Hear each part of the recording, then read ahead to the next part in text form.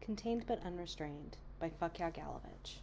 Chapter 4, Restriction.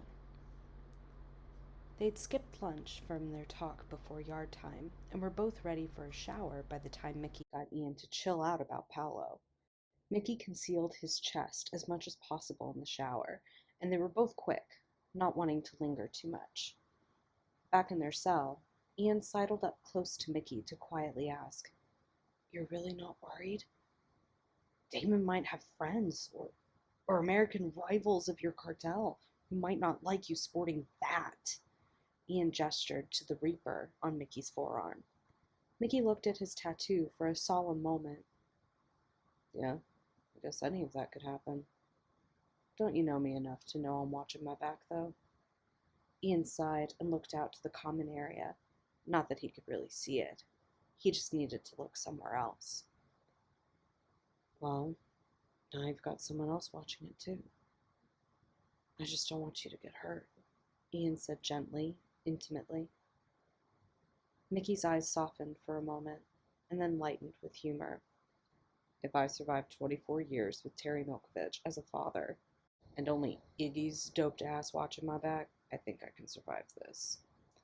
It was a lot easier to hide something invisible like being gay than a rival gang affiliation inked directly on your fucking forearm," Ian whispered fiercely.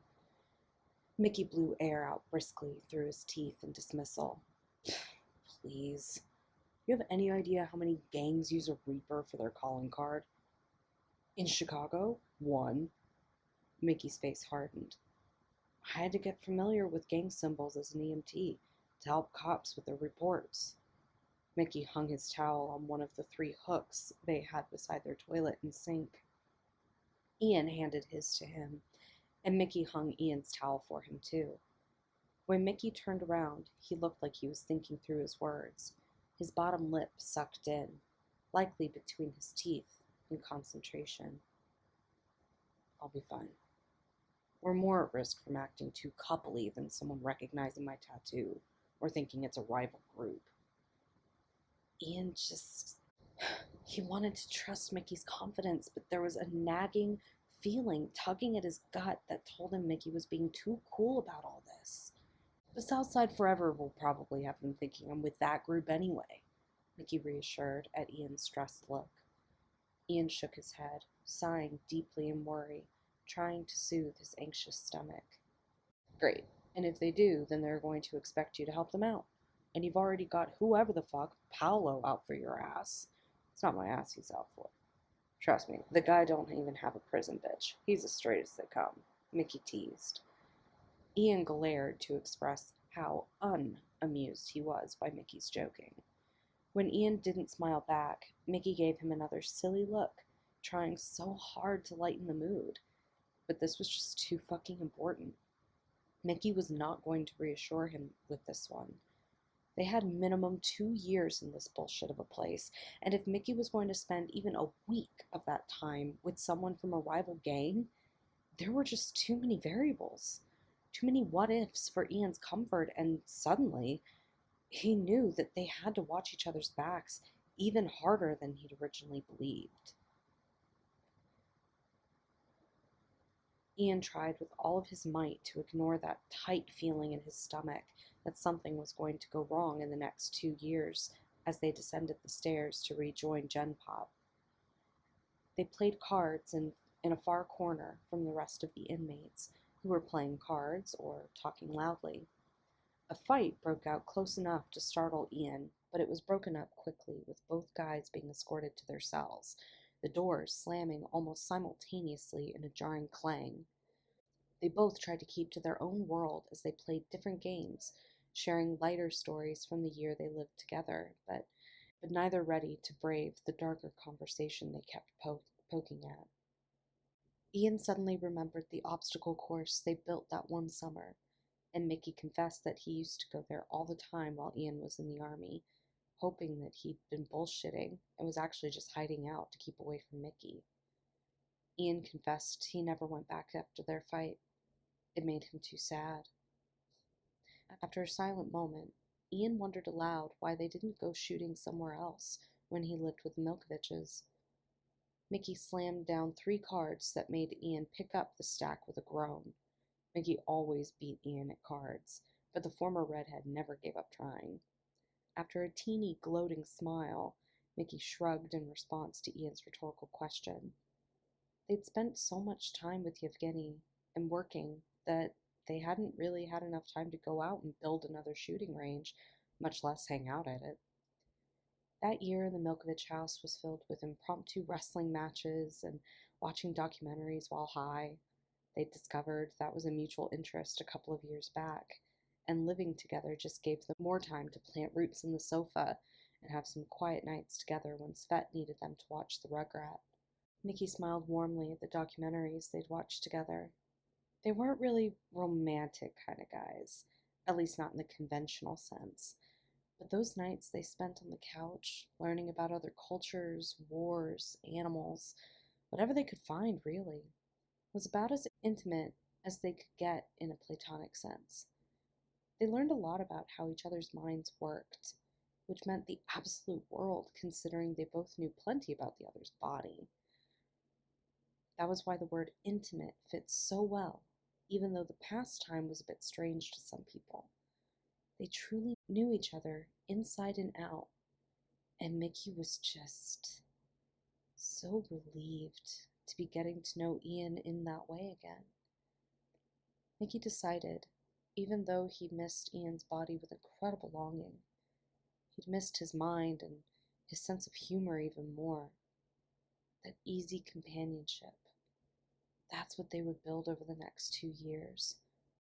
And that's what would keep them going when Ian got out. At 4, Dr. Wexford, the counselor, entered the common area with a smooth stride. A few inmates excused themselves from their groups, and more inmates came out from their cells, making their way to him. They all dragged flimsy chairs from a far corner of the room, a corner Ian hadn't bothered to examine, he supposed, since he'd never noticed the 20 or so plastic chairs stacked on top of each other.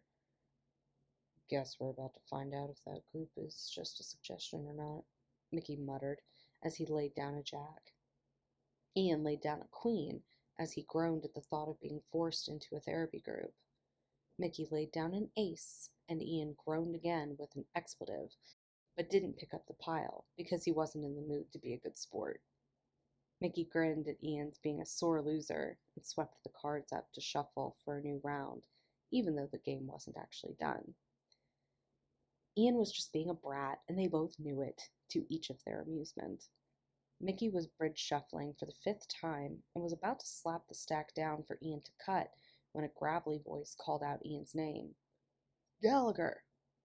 Ian whipped his attention to Dr. Wexford, who stood in the center of a circle of inmates. Care to join us? He added, gesturing to the group. A smile was plastered on his face, but it wasn't a warm one. It gave Ian the jeebies. Well, look at that. I was right. Ian grunted as he rolled his eyes and stood up. It's bound to happen eventually, Mickey replied casually, not even breaking a smile to appreciate his own teasing. Ian glared at him in faux irritation, and Mickey finally grinned as he gathered the freshly shuffled deck into one hand. Ian took a deep breath and made his way over to the group, unease crawling over his skin and raising the hairs on his arms, even the light dusting of hair on the back that he honestly didn't even know was there until now. He was more anxious than he remembered being in a very long time, probably since the last time he was forced to attend a group therapy session. Mickey had been at home waiting for him last time, and now here he was, right across the room. It should have helped him feel more secure, but he knew there wasn't much Mickey could do for him here, and so it didn't relieve as much of his tension as he would like. A couple of guys moved so Ian could sit near Dr. Wexford. Yippee. Dr. Wexford smiled at him. He probably thought it was a warm and comforting expression, but Ian thought the doc looked more like he was in pain than trying to offer a welcoming look. And he addressed the whole group as he started the session. All right, boys, we left off last week talking about anger and recognizing signs of anger. because it seemed that that was a significant influence in why many of you are here. With so many newcomers, though, I think it may be a good idea to take inventory of what we're all here for in order to decide the most productive course of action, right? An irrational surge of irritation coursed through Ian, a flush raising on his cheeks as he literally bit his tongue. He was going to get real tired of this prick making mandatory suggestions real quick if he did it every time he opened his mouth. Mercifully, Dr. Wexford looked at the guy on the other side of him to start. Jeffries, I'm in here because, like Dr. Wexford says, I get real angry. And when I get mad like that, I start swinging. I've been in and out of the system my whole life, and let's just say that's almost always what lands me in here. Anger. Dr. Wexford nodded appreciatively and nodded to the next guy. Neither of them stood, so Ian guessed that was a pretty informal group compared to what he was used to. Hernandez, I'm here because I cracked a kid's skull for trying to snitch. Still think the punk should have been trying to get in my business, but I guess I also need to learn to control my fists. See what I can do outside, so I won't do anything that gets me snitched on. The next guy went without waiting for Dr. Wexford's gesture. Romano, I've been in and out of the system my whole life too. Family business. I guess I'm here to figure out how to get out of the family business and figure out what to do next with my life. Never gone legit before, so I don't really know where to start, and I guess group therapy is as good a place to find out as any. Ian realized that everyone was kind of hinting around why they were in this specific block. He'd been told at intake that he was going to a block specifically for high-profile cases for their own protection. He figured he'd be with other, mostly non-violent offenders, arson aside, or other mentally ill inmates, which he knew wasn't the case as soon as Mickey showed up. So basically he was surrounded by legit gangsters. Fuck. So much for Disneyland. Marcus spoke a few inmates down the line, the first time Ian had even noticed him there, actually. He was in there because he, quote, don't got nowhere to go. That answer made Ian queasy. Why was he being that vague? He'd not liked this guy from the start, but now... Oh, shit, his turn. I'm Gallagher. I'm here for arson and kidnapping. He awkwardly adjusted his position in his chair, crossing one leg over the other. Can you go a bit more in depth, Gallagher? Dr. Wexford asked gently. This startled Ian since he hadn't prodded into anyone else's introduction yet, so he straightened in his chair and cleared his throat. I got a bit too involved in someone else's drama, and because a bunch of people wanted me to keep going, kept going, so basically things got out of hand. Dr. Wexford nodded in satisfaction, even though Ian almost felt like he had lied from how little information he actually provided. Since just about everyone else had been that vague, though, Ian wasn't about to let the whole block know that he was bipolar. Okay, good. Thank you all for inviting us into your lives a bit. I noticed that the newbies kept some of the story close to the vest, and, I get it. You're in a strange place, there's a big stigma in prison, so you're trying to protect yourselves. I won't push this time because you're new, and I'm sure you're all feeling a bit nervous. But in the coming weeks, I will start to ask for more participation and a bit more vulnerability. Ian had to hold tight to a groan trapped in his chest, as well as an eye roll. Sassing the counselor would not make his time here easier, even though Ian could tell the guy was playing a role more than showing genuine interest in their recovery process. All of the inmates nodded, and Dr. Wexford let a heavy silence fall over everyone before resuming his speech. Okay, so like I was saying, we were talking about anger. He breathed the last word out in such a melodramatic way that Ian almost cracked a smile. Though a few of you didn't quite go into detail about what landed you in here, I am willing to assume that anger has something to do with it, so hopefully everyone will have something to learn from today's discussion. Last week, we were going in a circle to share how we think anger has played a role in our lives. Gallagher, you did a good job at introducing yourself and giving a bit of a taste of why you're here. I know you're new, but would you mind sharing? Maybe something more related to anger? Ian shifted his glance around the group in discomfort. Like everything else with this guy, Ian knew the suggestion wasn't optional, yet he wanted to chance talking his way out of it. Instead, he cleared his throat and prepared to talk slowly so he could think through everything he was going to say.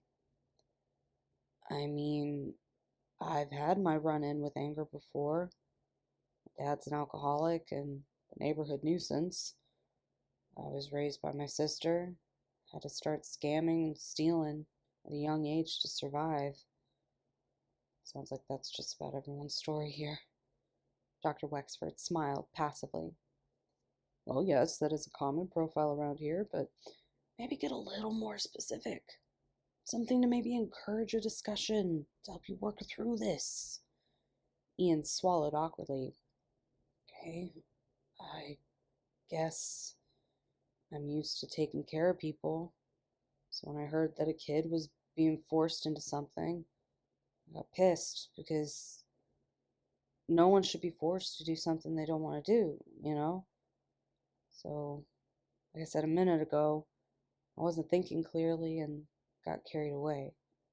Ian remained silent and maintained eye contact with Dr. Wexford for a long time before the doc finally nodded. So what about your angry response would you say specifically contributed to your incarceration? Ian blew a sharp gust of breath through barely parted lips in irritation as he thought through the events. I guess my followers picked up on my anger, my passion. They saw how personally affected I was by what the kid's parents were trying to do to him, and they thought my passion excused violent behavior, and I allowed myself to get swept up in that. So I set fire to a van to satisfy those people and make a very strong point. Those weren't rational actions, and I guess that's what landed me here. I let a group of people who misunderstood my intentions to impact my actions. The doc waited for Ian to continue, but it was all Ian was willing to share at this point. He'd already said too much, really. He just knew that a lot of inmates already knew his gay Jesus name, yet he didn't want to make it too obvious for those who hadn't made the connection yet. Good, Dr. Wexford exclaimed, a broad smile brightening his face. The other guys in the group seemed to roll their eyes, but Marcus watched intently. So over the course of your stay, would you say you want to work on ways to think logically through your emotions? To react rationally to things instead of things that you consider unjust? Ian shrugged and nodded. Good, Wexford said with a nod. Did Ian's story resonate with anyone? He asked, addressing the group. The inmates remained silent for a long moment. Yes, I realize that no one here is incarcerated for similar reasons to Gallagher's, but has anyone here ever felt out of control of their actions because of questions of morality or just an emotionally strenuous situation? A guy 3 men down from Ian, Marcus's neighbor, leaned forward in his chair to signal he'd like to speak. I lost control a few months after I got out of juvie. I had things going good for me, but this little punk stole something that belonged to me, and I just snapped. I didn't even know what I was doing until, well, after it happened. I really freaked out a friend, took me in, and lost my only friend in the world, really. I was never so good with people, and I had been wronged. I didn't know what to do about it. Ian couldn't bear to look at the guy. Was he in here for his own protection, or for the protection of others? And if the latter, then why was he somewhere with someone so dangerous who'd, Ian assumed, killed somebody for stealing a material object? So you also need to learn how to recognize your emotions and how to keep yourself cool long enough to think logically. It don't even matter, man. I'm in here for life. It don't matter what I do now. I'm just here because you told me I had it. Wexford nodded morosely and draped one leg over the other. Ian changed his own positioning so it didn't look like he was connected to the dock in any way. I see. But you never know. You could be paroled. You could be moved to a minimum security block. You want to be prepared for those environments as well, so your life can continue as smoothly as possible from here on out, right? Wexford suggested. The guy sucked his teeth and sank back in his chair. Ian's brow furrowed in sympathy. He couldn't imagine he would feel any more cooperative if he were here for life, especially considering he was ready to jump out of his chair as soon as Wexford dismissed them, and his sentence was just 2 years.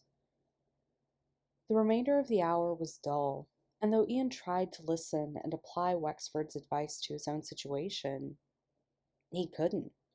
Sure, he had a lot to be angry about, and sure, he could improve how he acts out his emotions, but so can everyone. And it wasn't anger that made him set fire to that pan. It was being manic and seeking justice for a young gay teen who was about to be tortured. He told the judge during his plea hearing, and he still believed it. What he did had been justified, even if it was excessive. What those men were trying to do was contemptible, and Ian wasn't going to apologize.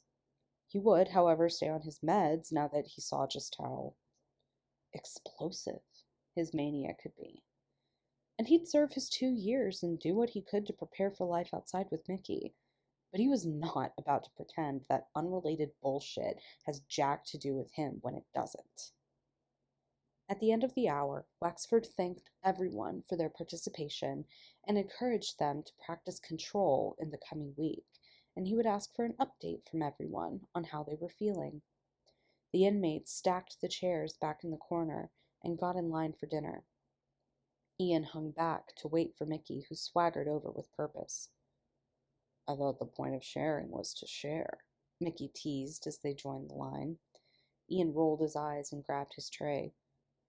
Yeah, tell all my deepest and darkest thoughts to a circle of criminals who are probably even less willing to be there than I am. Super good idea, Ian replied sarcastically as they sat next to each other at a table.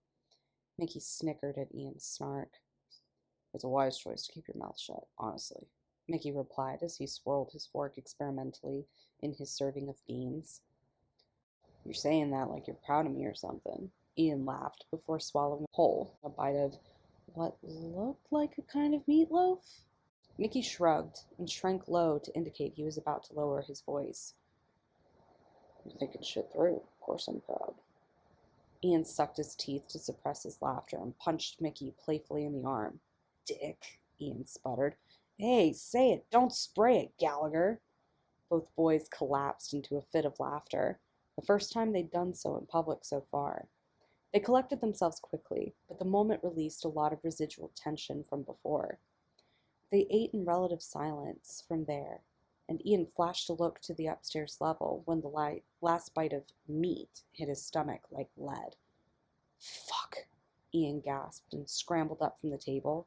He raced to the opposite stair he was used to taking so as to meet the nurse halfway between his cell and the next inmate. Hey! You! Stop! Next thing Ian knew, he was face first against the wall beside a cell door. A guard's solid form pressed against Ian's back, forcing him flush against the wall. He suddenly remembered when he was manhandled in a similar way at the hospital, when he wanted so desperately to go home to Mickey and Yevgeny. He wanted Mickey now, but of course, even with Mickey right behind him, there was jack shit he could do about it. The fuck you think you're doing, inmate? No one runs. Period. You got me? I'm sorry, I forgot my shut up, the guard hissed in his ear. As he gave the command, he pressed his shoulder even further into Ian's back, and Ian released a hiss of his own pain. Next time you try running, inmate, you get the baton, and you go to solitary. You got me? Ian nodded against the coarse cinder block wall.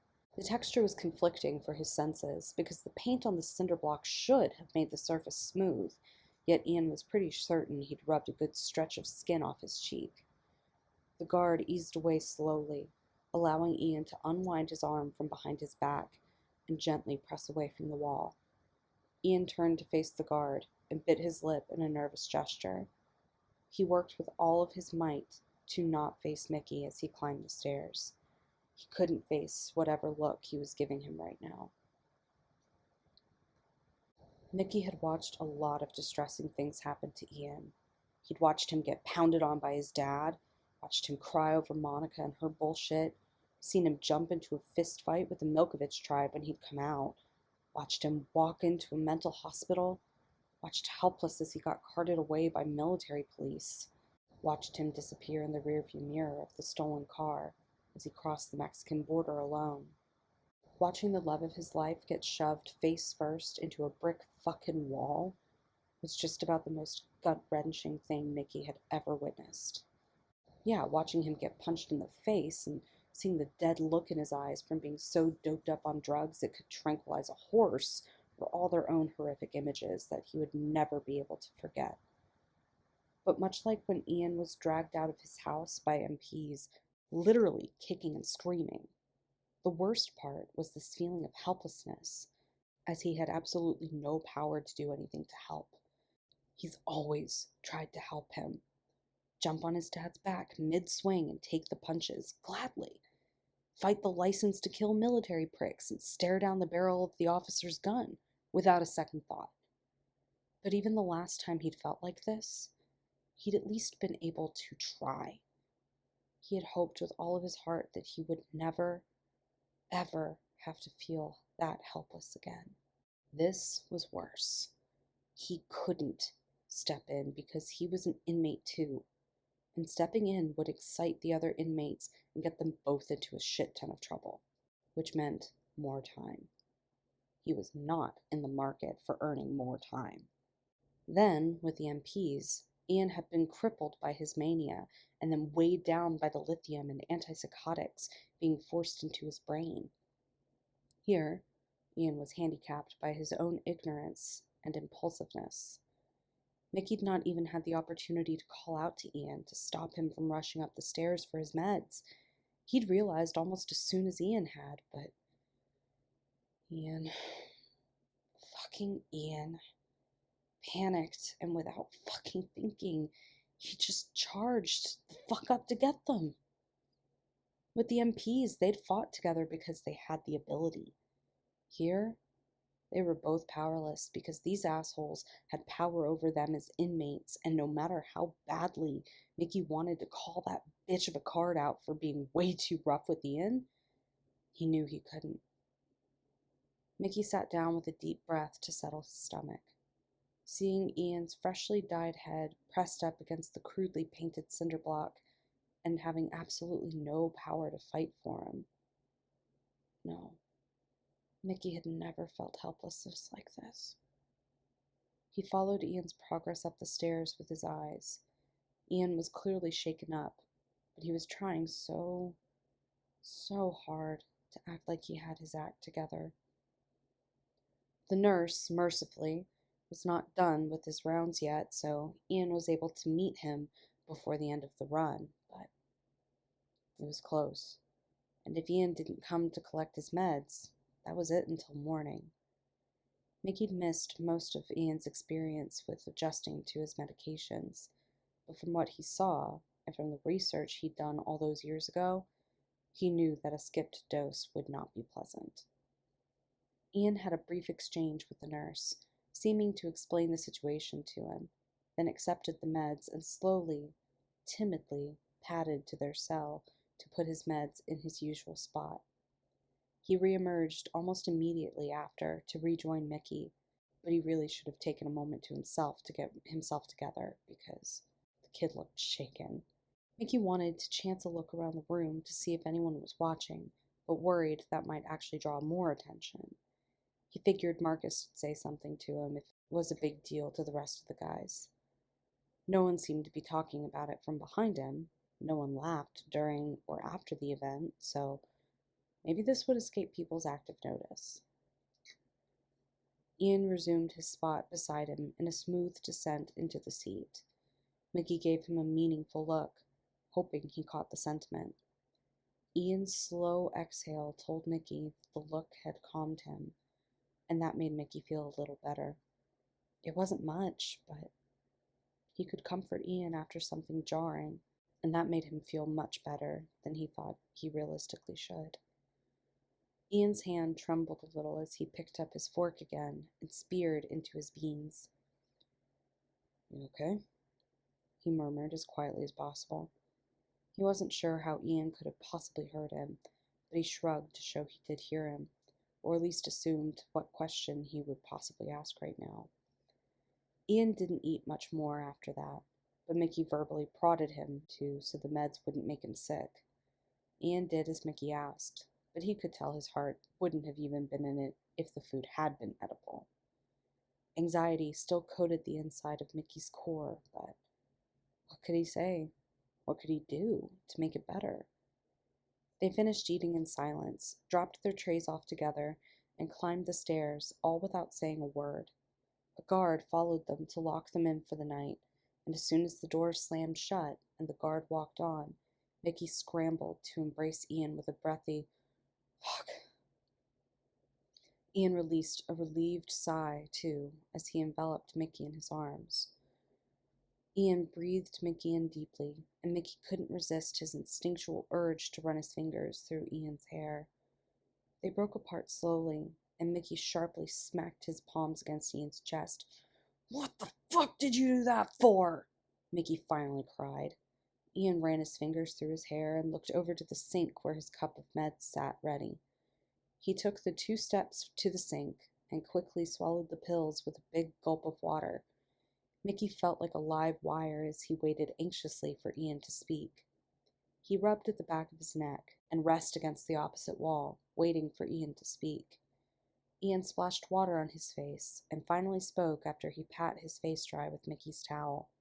"I forgot where I was for a second. Forgot that I can't just jump up and run to go get what I need or want. Forgot that I needed to wait for someone to dispense my meds to me instead of having them in my stuff." Mickey shook his head, and Ian moved forward, looking like he was wanting to embrace him again. But Mickey shook his head and nodded to the door. Count was going to start as soon as all inmates were secure in their cells. He didn't want the guards to have any more reason to look at Ian sideways. Ian seemed to understand and started to prepare for bed, unbuttoning his suit. Mickey followed, and they set their folded uniforms side by side on top of the storage lock where they had placed them the previous night. Ian leaned against the side of their bunks, and Mickey leaned against the sink so the guard could see them both whenever he passed by. God, it reminded me of when that asshole did the same thing to me at the hospital. Ian breathed, so quietly Mickey almost didn't catch it. He whirled his attention to Ian, and hot anger surged through him. "Fucking what?" Mickey demanded. Ian never went into detail about his experience at the hospital. Neither of them wanted to dwell on it when Mickey finally came around after his release. Both wanted to move on quickly and not remind themselves of the uncomfortable visit or the fact that Mickey had almost bailed. Ian's mouth quirked. The look on his face screamed, "Whoops," so loud he may as well have said it aloud. It was my first morning. The meds hadn't really kicked in yet, but the sedation from Indiana had worn off. I didn't remember where I was, how I'd gotten there, why I was there. I was so disoriented that I tried to walk out a fire exit door during breakfast. The guard standing by the door slammed me into the wall and told me to shut the fuck up or I'd be sedated again. Mickey gawked at Ian for a moment before finally sucking in a big breath and looking straight ahead just so he would stop staring at Ian. After a long silence, Mickey knew Ian was approximately 2 seconds from freaking out, but he couldn't find anything to say. "I won't do it again. I don't think I'll forget where I'm at again after that," Ian assured, as though he was worried Mickey was mad at him. Mickey looked back to him, a pitiful look on his face. I I couldn't believe how fast that was. You were gone and I couldn't remind you to slow down, and seeing him fucking throw you into the wall. Mickey exhaled sharply and looked away again. Out of the corner of his eye, he saw a guard walk by, and a moment later, the second followed. They both remained silent until the lights dimmed. I'll try, Mick. I'll try not to make you watch something like that again, Ian whispered into the stillness. Mickey whirled on him. What? Ian, that's not your fault. Yeah, it freaked me out, but don't go apologizing for shit you didn't even do on purpose. Ian examined Mickey's eyes in the darkness and finally nodded. So, where were we? Ian asked morbidly, taking his seat at the foot of Mickey's bed. Mickey bit his lip as anxiety twisted his stomach again. Ian looked so lost and so sad. And Mickey understood that this would have probably happened no matter what, but after being fucking manhandled like that, he figured that was enough of an attack on Ian's mental stability. We were talking about the documentaries we watched back in the day, and I was going to ask what movies I missed while I was in the joint and in Mexico. He replied lightly, taking a seat next to Ian, even though they usually sat on opposite sides of the bed. Ian looked at him with a confused furrow to his brow. No, I know what you meant. And we were talking about documentaries and other shit we're going to watch when we're out of here.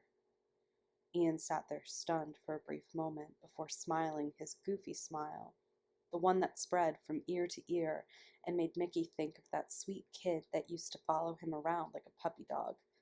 The kid that was willing to do anything for Mickey when they were kids. The man Ian would be again when they were out. They spent the night with Ian telling Mickey about movies he'd watched, rating them on a scale of 1 to 3, good, meh, and shit. And Mickey made mental notes of the ones he was interested in, since they weren't allowed pencils yet for him to actually write them down. And for once, Mickey wasn't bitter about all Ian had experienced without him. Sure, Mickey wished he'd been around to see all of those things with Ian at the time, but that's just not how it had worked out. And he was here now. It was only day 2, but the chances of Ian sticking around this time seemed pretty high. Mickey was still on his guard, of course, but for tonight, he'd let that guard down to enjoy this.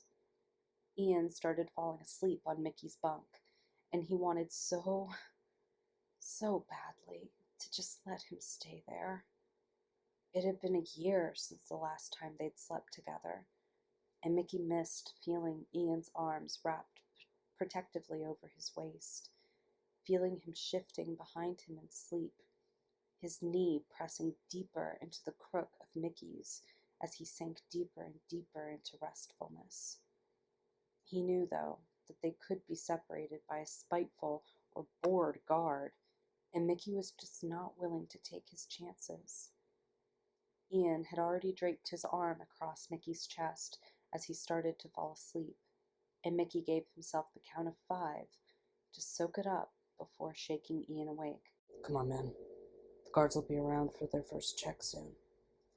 Ian groaned, but sat up groggily. When Ian blundered his way over to the sink to brush his teeth, Mickey followed suit. It was domestic. It was something that they could do to remind Mickey that one day, things would be simpler, and that things wouldn't always be hard in here. After the guys caught both of their scents, after Ian got used to how things run around here, the next few years would run smoothly. He hoped. They kissed too briefly before Ian lumbered up to the top bunk, and Mickey rolled into his bunk. He slept on top of the covers, and remembered how it felt to have Ian's skin touching his in such a simple but intimate way. He fell asleep, remembering how it felt to fall asleep with Ian's protective arm around him after he came out, and had the best sleep he'd had in a long, long time.